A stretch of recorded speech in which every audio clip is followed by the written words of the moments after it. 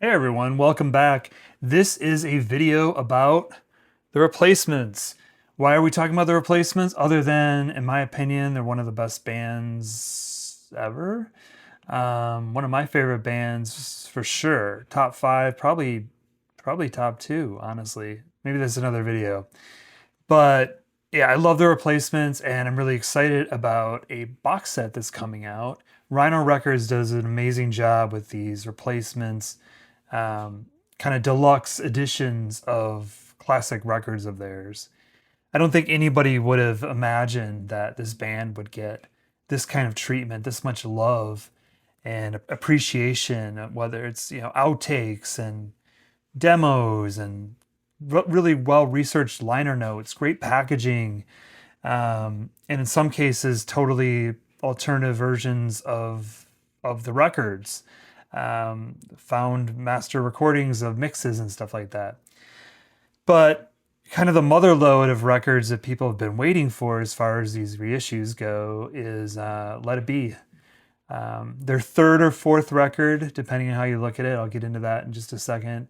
From 1984, the one that kind of put them on the map across the US anyway. Kind of people started to wake up to them a little bit.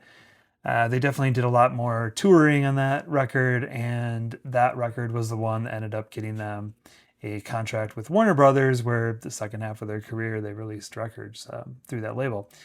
But it's widely regarded as one of the best Replacements record, if not the best. So how do I feel about that? I thought this would be the perfect opportunity to go through the Replacements records and rank them. I have not done that yet.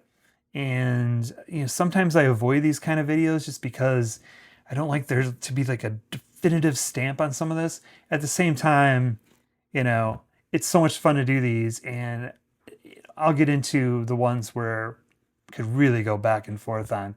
But some things are more defined than others as far as their records for me and where they rank. And I'm going to break this into two parts. This is part one. So let's get started. For me, I'm considering the Replacements to have 8 studio records.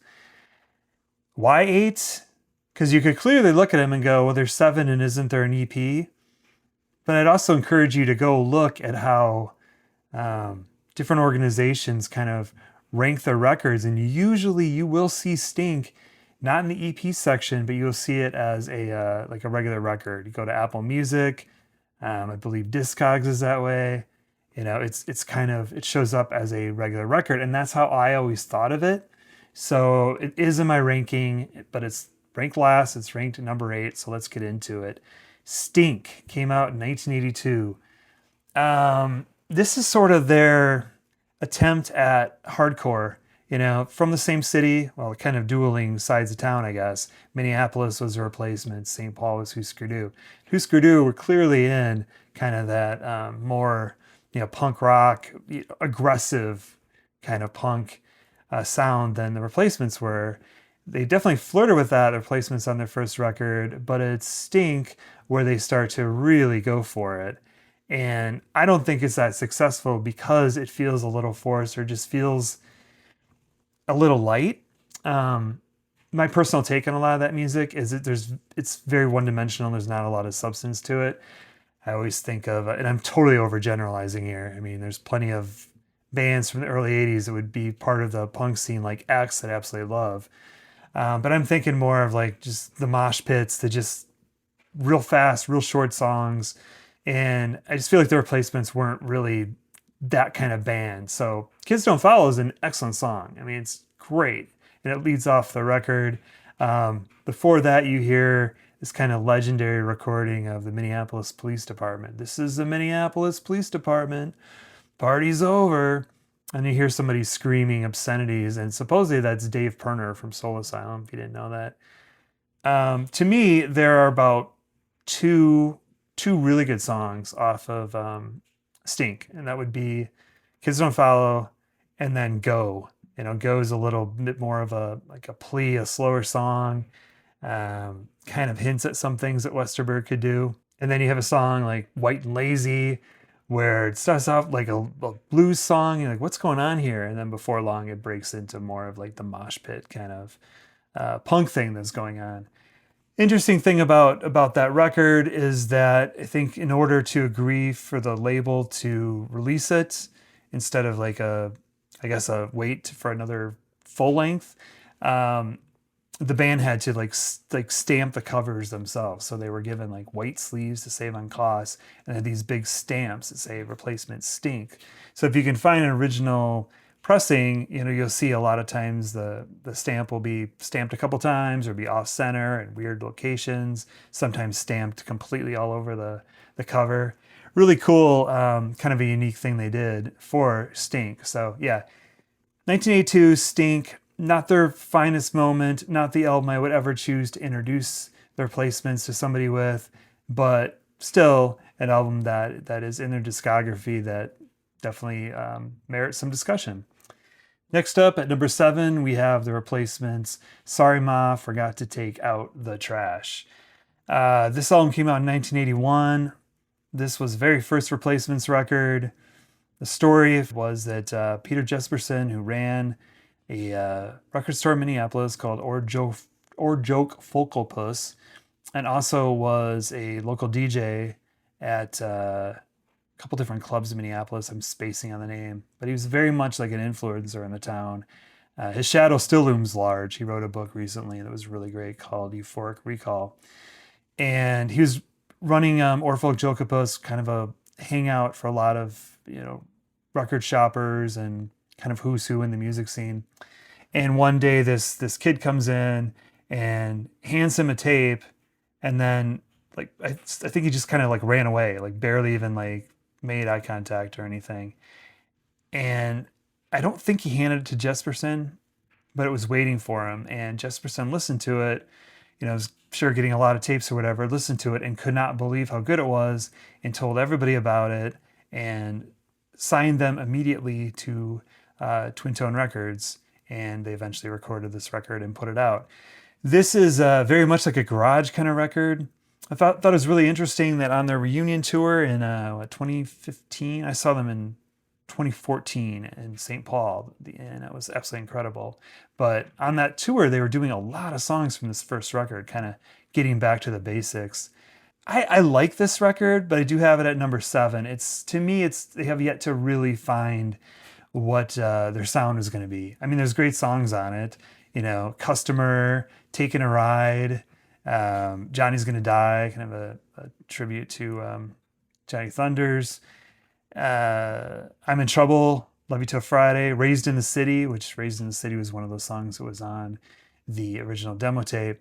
The one song, the best song in my opinion, the one that really showed growth for Westerberg as a songwriter outside of this kind of garagey punk music, was If Only You Were Lonely, which is just an incredible song. It was acoustic, something that he had started doing on his own, writing his own material that didn't necessarily fit in with the band. Pretty sure Bob Stinson probably vetoed it from showing up on this record, but it was available as a single, the B-side to I'm in Trouble. I love what they did with this reissue. You see behind me, this is one of the box sets from Rhino Records. Tons and tons of material on here. Live show, lots of different recording sessions. They tried a couple times to get it right for the record. Lots of demo songs. If Only You Were Lonely was on there. The one thing that I kind of don't like about it is instead of reissuing or putting the regular record on vinyl, they put kind of alternative mixes and stuff. And I would have loved to seen the regular record with If Only You Were Lonely worked in there, because I do believe that song should have been on that record. But number 7, Sorry Ma, Forgot to Take Out the Trash from 1981. Next up at number 6, we have a Hootenanny. There's a Hootenanny. It's the Replacements' third record, the way I'm counting them. Came out in 1983. This is, in my mind, this is kind of where they start breaking away from fast, garagey, and in the case of Stink, kind of punk songs, hardcore type sounding stuff, and they move into a lot of quirkiness, a lot of different styles. kind of a preview, like a sampler of what's to come. I love what they did on this take of an old um, album cover, Hootenanny. This was actually Grant Hart from Husker Du. This is his work. And I love, this is the Replacements' funnest record, for sure. This is the record that is just goofy and fun, but also rocks and is also kind of serious at times. They poke fun at themselves. They read the personal ads. Um, it's great. I mean, it begins with the first song where Hootenanny, where they're all exchanging instruments. We've got Westerberg playing drums and singing. You've got Tommy Stinson playing rhythm guitar. You have Chris Mars, who is playing lead guitar and actually does a pretty good job. And there's even like a little solo in there. And then you have Bob Stinson, who is playing bass. So really interesting and loose and fun, and that's the way most of this record is. I also have songs like Run It. Some of these songs kind of throw back a little bit to like Stink kind of sound. Color Me Impressed is just one that they just knocked out of the park. One of their early songs that just became like an all-time classic for, I think, Replacements fans. I think most shows they ended up playing it. Just a great, fun, tight rock song. Willpower gets a little moody, kind of interesting, kind of dynamics, changing it up quite a bit. Then you have like something like Take Me to the Hospital. It's kind of goofy. Same with Mr. Whirly. And then you get to the second side, the first song on the second side, which is Within Your Reach. Now, this is probably one of the most, if you listen to it and you haven't heard this before, you're going to go, oh, wow, that's like total 80s sounding song. And yeah, I mean, it showed up in Say Anything, John Hughes film. But it's just works so well. It's a Westerberg home recording. He's using synthesizers and guitar effects. The instrumentation is pretty simple, but the song is so powerful and so unique. I never ever get tired of hearing it. And in some ways, it still remains one of the most underrated Replacement songs. Within Your Reach from 1983, first song on the B-side. If you have not heard that song, definitely check it out. Buck Hill's an instrumental named after a ski resort. Then you have Love Lines, which reminds me a little bit of Michael Stipe, REM, when they were doing the instrumental track for Seven Chinese Brothers, but Stipe was reading off a religious record, like liner notes. Well, Westerberg does something similar here, where he's reading personal ads from the City Pages, which was a weekly alternative newspaper in Minneapolis, pretty much like your Bible of things going on, music, concerts. You just always picked up your City Pages. I remember it was pretty sad when you couldn't get the physical thing anymore. Now I don't think it exists at all. Other songs that I think are really great on here, Heyday's like another fun rocker. I don't think it's nearly as good as like Color Me Impressed, but it's fun. But another song, the closing song, definitely warrants some attention, and that's Treatment Bound. Just singing about how the label wants a hit and we don't give a shit, and they're getting nowhere. They're treatment bound. Talk about their driver. His name was Carton. He's like falling asleep at the wheel. They're doing a local circuit. They're playing like Duluth to Madison. I think this is back in the day when the Replacements weren't necessarily, definitely before Hootenanny, around this time they're recording it, weren't really playing outside of the Midwest. Tommy Stinson had to go to school. They had just the weekends to play around with. And I don't think they really had much of a national draw at that point. This album would kind of change that for them, or help get them well on their way for the album that followed, which is Let It Be. Number 5, I have an album came out in 1988. It's Replacements. Now, if we're counting, what would it be, like their 7th record? If we're counting, we're going to count Stink. Just put an end to that discussion. This is an alternative version of it. This is the first box set that Rhino did when they looked back at the Replacements catalog, and boy, did they knock this one out of the park. There's a reason why I have this on vinyl, and I do not have the original. I had the cassette of Don't Tell a Soul. I had a CD version of it.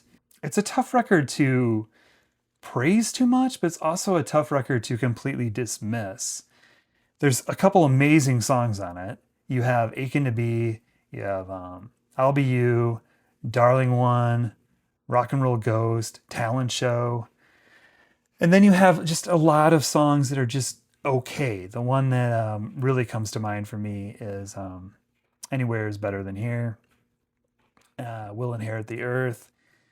And the big problem was, I mean, Westerberg was trying to write more serious songs. There was always this kind of war going on, I guess, with Bob Stinson wanting to do more rockers. I mean, I think he would do Stink all day long. That's what he wanted to do, the fun, just kind of aggressive stuff.